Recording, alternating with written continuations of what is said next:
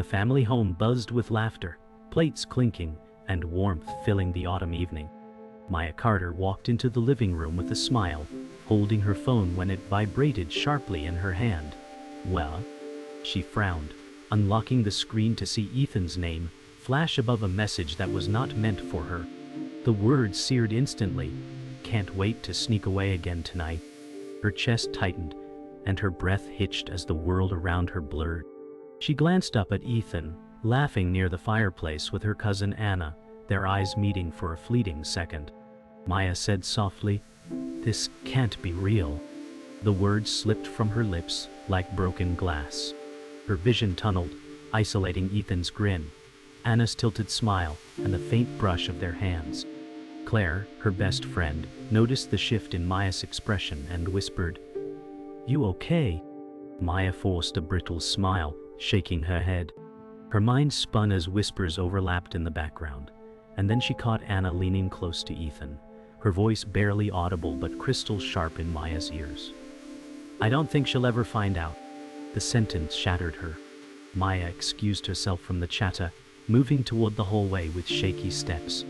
The voices behind her were muffled, fading into meaningless noise. She pressed her back against the wall, clutching her phone tightly. Her heart pounded so loud she thought the entire room could hear it. Claire followed moments later, her footsteps soft on the carpet. "Maya, what's going on?" Claire asked, her voice filled with worry. Maya shook her head, unable to find words. She whispered, "He's lying to me, Claire." Tears welled in her eyes, but she blinked them back, not wanting to break yet. The hallway lights cast long shadows across her face, painting her features with sharp contrast. Claire reached for her shoulder, steady and warm, but Maya pulled away slightly, caught between seeking comfort and recoiling from pity. The silence stretched before Claire spoke again, firmer now. "You need to know the truth." Back in the living room, Ethan mingled effortlessly, raising his glass in a toast with relatives. His laughter rang louder, almost too deliberate, as though he wanted to drown suspicion with noise. Maya stood at the edge of the room, watching him perform like nothing was wrong. Anna leaned beside him, her hand brushing his arm in subtle gestures, hidden in plain sight. Maya whispered under her breath, "How can he smile like that?" Claire stayed close, quietly studying both of them, her gaze sharp and calculating. The warmth of the gathering clashed violently with the cold in Maya's chest. Children ran across the carpet, laughter echoing, unaware of the fracture unfolding. Every second stretched painfully, and Maya's throat burned with unspoken words. Ethan glanced in her direction for a split second, his eyes catching hers before he quickly looked away, guilt flashing and disappearing like smoke. Maya lingered near the dining table, fingers tracing the rim of her untouched glass of wine. She kept her gaze fixed on Ethan, her mind a storm of disbelief and denial. Anna whispered something into his ear, and he chuckled, his hand brushing against hers again. Rage sparked deep inside Maya's chest, sharp and suffocating. Claire stepped closer and whispered, "You can't ignore this forever." Maya's reply was tight, her jaw clenched. "If I confront him now, everything will explode." Around them, relatives laughed, oblivious to the silent war raging in the corner. The clinking of utensils and bursts of chatter masked the tension, but Maya's eyes never left Ethan. The room swayed between warmth and betrayal, every flicker of light reminding her that the life she thought she had was slipping through her fingers. Maya slipped outside onto the porch, the crisp autumn air biting against her skin. She inhaled sharply, trying to steady her trembling hands. The muffled laughter from inside contrasted with the storm raging in her chest. She whispered to herself, "I can't do this." Her reflection in the glass door showed a woman fractured, her trust bleeding away. Claire joined her, placing a coat gently over her shoulders. "You're stronger than you think," Claire said softly. Maya shook her head, tears finally falling, glistening in the porch light. The cool night wrapped around her like an unwelcome shroud, but in that silence, she began to feel the first flicker of resolve. Somewhere inside, buried under the grief, a voice whispered that she could no longer live blind to betrayal. She wiped her eyes and whispered, This ends tonight. Maya sat on the edge of the guest bedroom bed, phone clutched like it carried her pulse. The noise from the gathering seeped faintly through the closed door, muffled but persistent. She scrolled through the message again, each word cutting deeper, and whispered, "Why him? Why her?" Memories spilled into her mind. Ethan surprising her with flowers, Ethan promising forever, Ethan swearing loyalty in moments that once felt eternal. Now those words mocked her. Claire sat beside her, watching quietly, hesitant to intrude on the raw silence. She finally said, "You've given him everything, Maya." Maya nodded slowly, her voice breaking, and he gave it to someone else. The confession hung like smoke in the air. Claire placed a hand on her knee, steady but firm, a lifeline against the storm. Maya's gaze fell to the carpet, eyes glazed, her world shrinking to the ache of betrayal. Claire's voice grew firmer, a tone that pierced Maya's despair. "You can't bury this, Maya. He's betraying you, and you deserve the truth." Maya wiped at her eyes, shaking her head. "But what if I'm wrong? What if I'm imagining it?" The desperation cracked her words. Claire leaned closer, lowering her voice. "That message wasn't a dream. You saw it. You can't let him twist reality." Maya's chest tightened as she recalled Ethan's casual smile, Anna's sly look, the brush of hands that shouldn't have touched. "It's like my whole life was staged," Maya whispered. Claire gripped her shoulder. "You're stronger than the lie he's feeding you." Maya inhaled sharply, the weight pressing into her ribs. For the first time, a sliver of anger burned beneath the grief. She clenched her fists, whispering to herself, "I won't let him decide my reality." The air between them thickened with unspoken truths. Claire leaned back, exhaling heavily. "Do you want me to tell you what I've seen?" Maya froze, her eyes widening. "What do you mean?" Claire hesitated, weighing her words. "I've noticed things, subtle things. The way Ethan avoids your gaze when Anna's near. The way Anna lingers too close." Maya's heart dropped, her suspicion validated in Claire's tone. "Why didn't you tell me sooner?" Maya asked sharply, though her voice trembled with pain more than anger. Claire's face tightened. "Because I wasn't sure, and I didn't want to hurt you if it was nothing. But now, I can't ignore it." Maya's shoulders slumped, betrayal pressing heavier. The silence screamed louder than the muffled laughter echoing from outside. She whispered bitterly, "So it wasn't all in my head." The muffled noise of the gathering swelled briefly as the door creaked open. Ethan stood in the doorway, glass in hand, his smile perfectly practiced. "What are you two doing in here?" he asked, tone light but eyes sharp. Maya stiffened, her throat constricting. Claire answered smoothly, "Just catching up." Ethan's gaze lingered on Maya, too long, probing. Maya forced a thin smile, hiding the storm inside. He raised his glass and said, "Don't hide away too long, people are asking for you." His voice was casual, but the undertone felt like control disguised as charm. When he left, the silence snapped back, heavier than before. Maya turned to Claire, whispering, "Did you hear that tone? Like he knows, like he's warning me?" Claire nodded grimly, her face pale. Maya rose from the bed, her steps unsteady, but her eyes sharper than before. She whispered, "I can't keep running from this." Claire stood too, her voice steady, "Then face it, but on your terms." Maya stared at her reflection in the mirror, seeing not the trusting partner she once was, but a woman frayed at the edges, clinging to shards of dignity. "He doesn't get to control me," she muttered, gripping the dresser. Claire nodded, her reflection visible beside Maya's, a silent pillar. "You decide when and how," Claire said firmly. Maya straightened her shoulders, her face still streaked with traces of tears, but something new flickered in her eyes, resolve. She whispered to herself, "He broke me, but he won't own me." The muffled laughter outside continued, unaware of the storm building within. The glass trembled slightly, in a hand that had barely touched it. A sudden buzz from the phone jolted the heart, a message flashing cruelly. "Meet me outside in 5. Noise swirled around the room. Laughter, clinking cutlery, voices rising in celebration, yet none of it reached her. The breath caught sharply, a whisper slipping out. He's not even hiding anymore. The glass almost slipped, fingers weak and unsteady. A soft voice nearby asked, "Another message?" The nod came stiff, hollow. Eyes darted across the room, fixed on the easy smile and careless charm, on the fleeting glance that shouldn't have lingered. The walls seemed to close in, the noise too loud and too distant at once. The heart pounded, each beat like a drum against the ribs.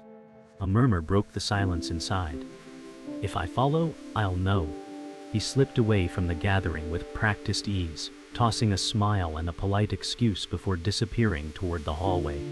Her eyes locked onto him, heart racing as the glass was quietly set aside. The steps followed at a distance, slow and deliberate, each one heavier than the last.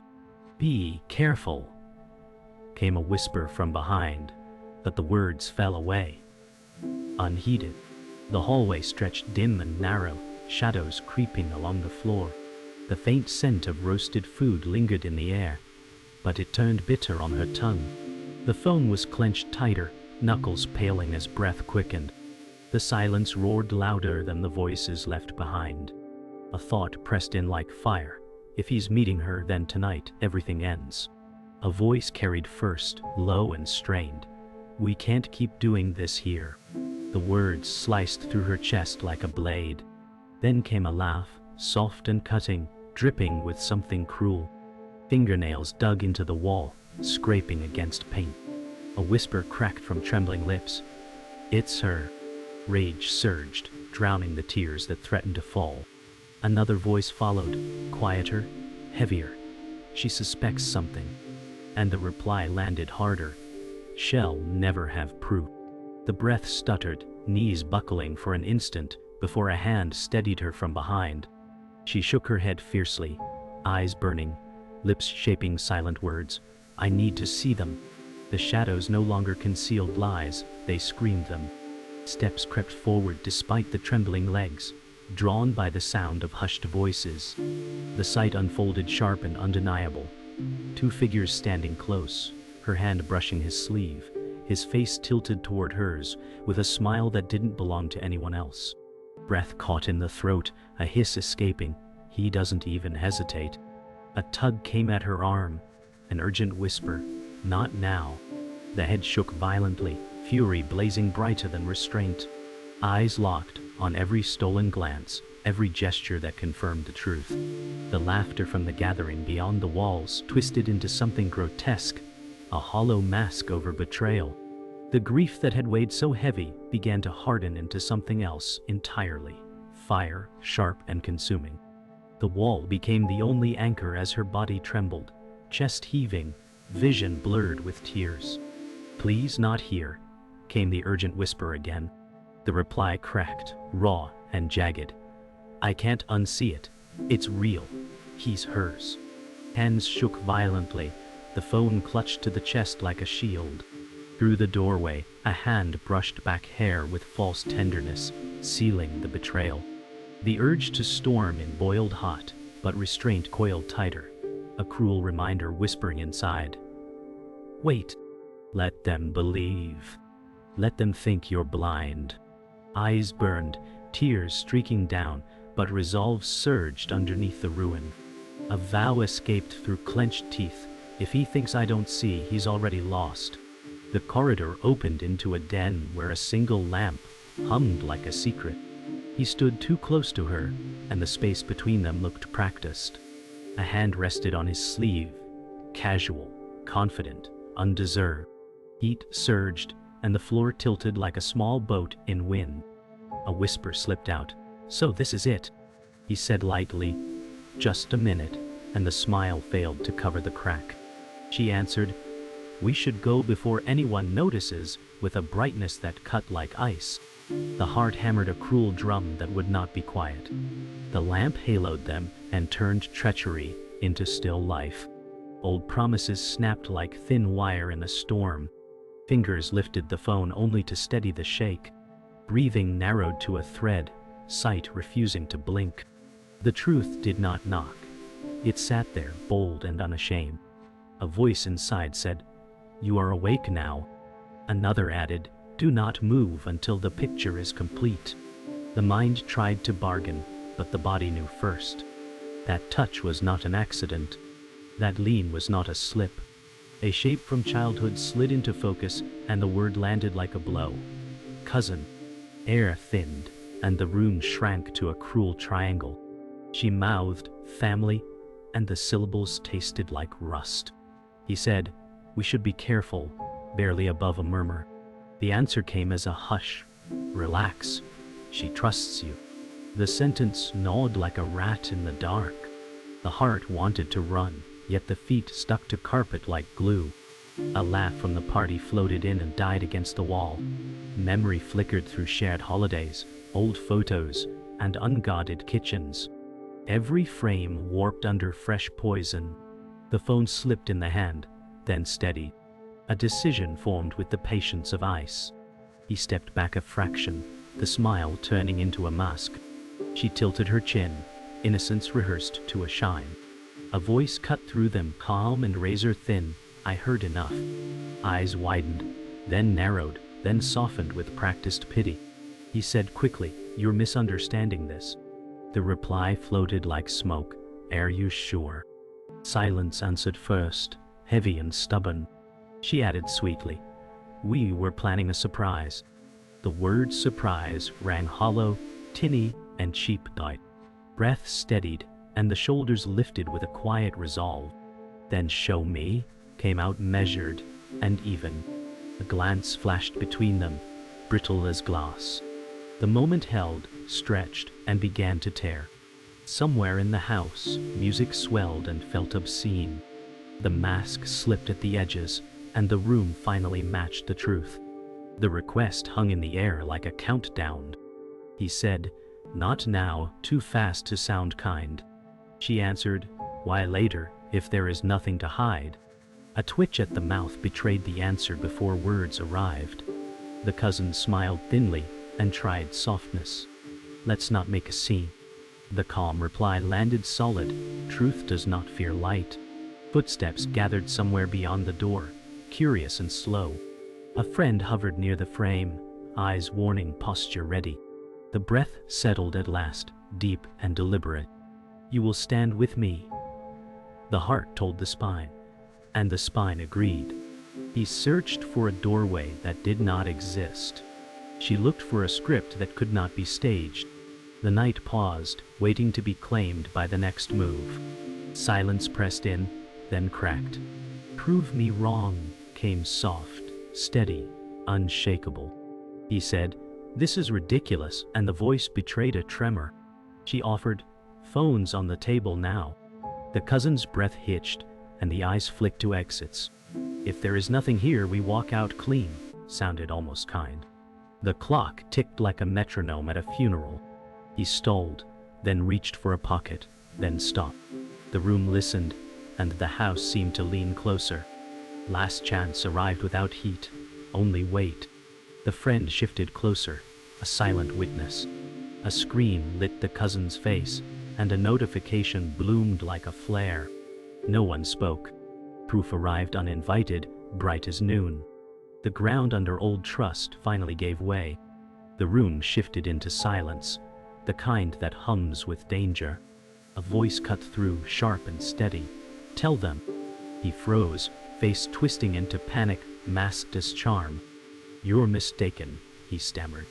Her glare answered louder than words. "Do not insult me with lies," she snapped, her voice carrying to every corner. A murmur rippled among the relatives who had gathered near the doorway, their laughter long gone. The cousin shifted uneasily, eyes darting. "Say something," someone whispered from behind. But he faltered, words choking in his throat. A step forward shattered the fragile space. "Tell them the truth now." His lips parted, but only silence spilled out. The truth already stood in the air, undeniable, and everyone could feel its weight. His laugh cracked, brittle and desperate. "This isn't what it looks like," he declared, but the words rang empty. A cold reply came, then, "Explain." Eyes narrowed, Faces turned, the crowd leaning in. His breath caught, his hands twitching as though searching for a story to hide behind. The cousin tried to intervene, voice soft and trembling. It was just a misunderstanding. The reply came like a knife. No, it was betrayal. The silence following was louder than shouting. His shoulders slumped, sweat beading at his brow. I didn't mean, he began, but was cut off. You meant every second. The room closed in, no longer his to charm. He was a man stripped bare, and everyone saw the truth. A sudden eruption broke the fragile quiet. She shouted, voice cracking yet fierce. How long? His face paled, and the cousin's breath hitched. Answer me, she demanded, every syllable heavy with rage. He faltered. Months, maybe more. Gasps filled the room. Her knees trembled, but she stood taller, refusing collapse. While you held my hand, while you promised me forever. The words stung like a whip. He tried to step closer, reaching out, but she recoiled as though burned. Do not touch me, she hissed. The cousin's eyes filled with tears, guilt spilling too late. The family stood frozen, every soul bound by the weight of the confession. The crowd's silence cracked into murmurs. Words like shame, family, and disgrace echoed faintly, each one cutting him deeper. He raised his voice. It wasn't supposed to happen like this. His face twisted, part fury, part despair. She answered coldly, it happened because you chose it. The cousin whimpered, please stop. Eyes turned on her, judgment fierce and unyielding. A relative muttered, how could you? She clutched at her dress, unable to meet their eyes. The man tried again, I still love. But the sentence was drowned by her voice, steel wrapped in sorrow. Love doesn't destroy. The room felt heavy, suffocating, as though walls themselves condemned the guilty. The air snapped with finality. She stepped forward, voice steady as stone. You broke us in front of everyone. You broke me. He reached out again, voice breaking. Please, just listen. But she cut him down with a single command.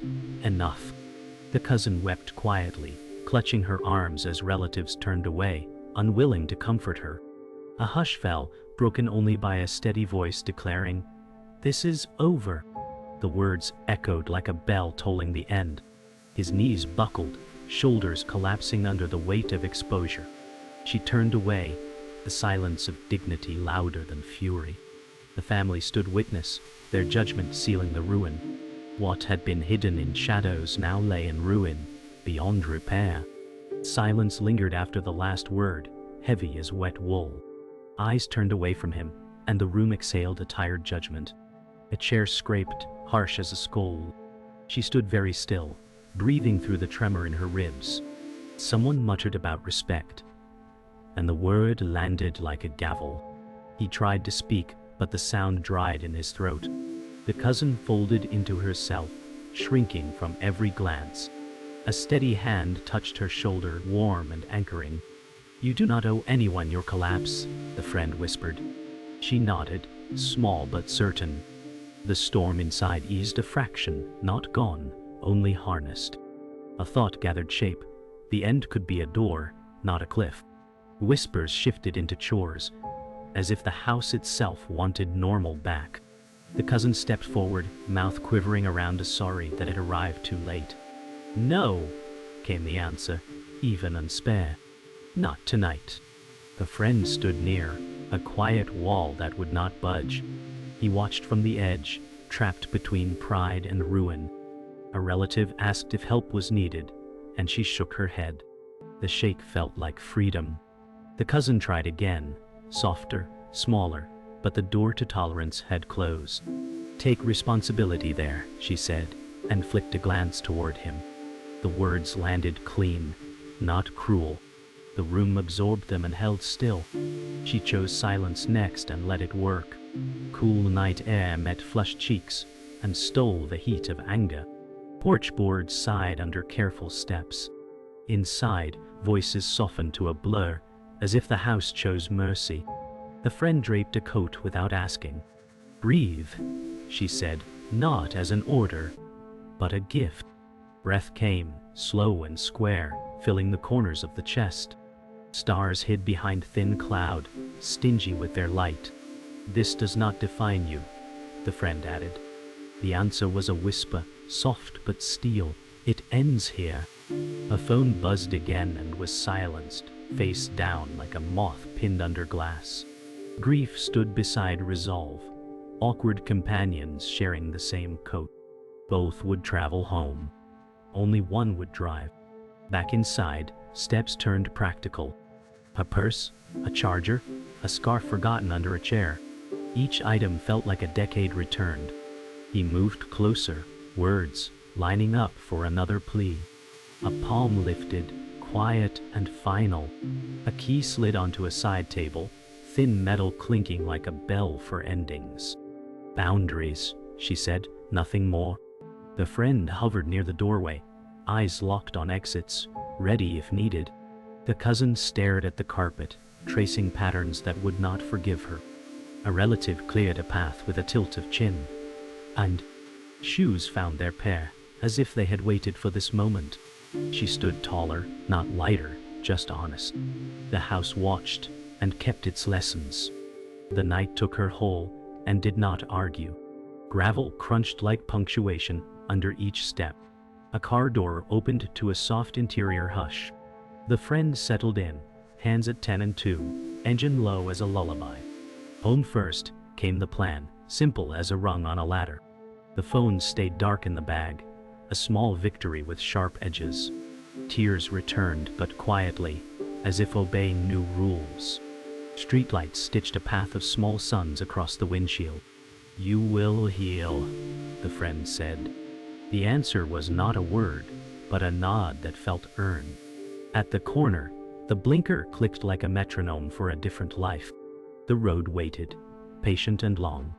The car rolled to a stop outside a quiet house, headlights casting long shadows across the lawn. The night held its breath, as if waiting for permission to release. She stepped out slowly, gravel crunching beneath her shoes, coat wrapped tightly around her frame. The silence pressed in, softer than the chaos she left behind. A voice from the car said, "Call me if you need anything." She nodded, a faint smile tugging the corners of her lips, though the ache inside still throbbed. The front door loomed ahead, familiar yet foreign, a threshold to solitude. With each step closer, a truth settled deeper. This chapter was finished, no matter how jagged its end. Inside the living room, the silence felt heavier than any confrontation. She set her bag on the floor, the thud echoing too loudly in the quiet. Her hands shook as she removed her coat, the weight sliding off like old skin. The walls seemed to breathe with her, familiar photographs looking down as silent witnesses. She whispered into the empty air, "You will not break me." The sound startled her, sharp against the hush. A clock ticked steadily, reminding her that time still moved, even if her world had stopped. She sank onto the couch, shoulders caving, yet her eyes remained open, dry, unyielding. The phone buzzed on the table, screen glowing in the dark. His name appeared, each vibration slicing the fragile stillness. She stared unmoving, pulse steady, breath even. A voice in her chest whispered to answer. Another roared to let it rot. Finally she reached out, not to lift it but to turn it face down. The silence that followed was louder, sweeter. Tears pricked at the edges of her eyes, yet she smiled faintly. "No more lies," she whispered, voice low but certain. The glow faded, and the room embraced her. She was alone, but for the first time, not lost. She rose from the couch and walked to the mirror by the hallway. The reflection staring back was pale, tear-streaked, yet unmistakably stronger. She touched the glass, fingertips trembling, then steadied. A whisper left her lips. "You are still here." The words did not sound fragile. They rang with quiet power. The house creaked softly, the kind of sound that meant it remembered her, not him. She drew a breath, deeper than before, filling the silence with life. She straightened her back, lifted her chin and turned away from the mirror. Her steps no longer faltered, they belonged to her. The night ended in a single truth. She stood by the window, city lights flickering in the distance, the horizon stretching beyond the pain of one evening. Her lips curved into a whisper meant only for herself. "You didn't think I'd ever find out, did you?" The echo belonged to no one, yet it carried finality.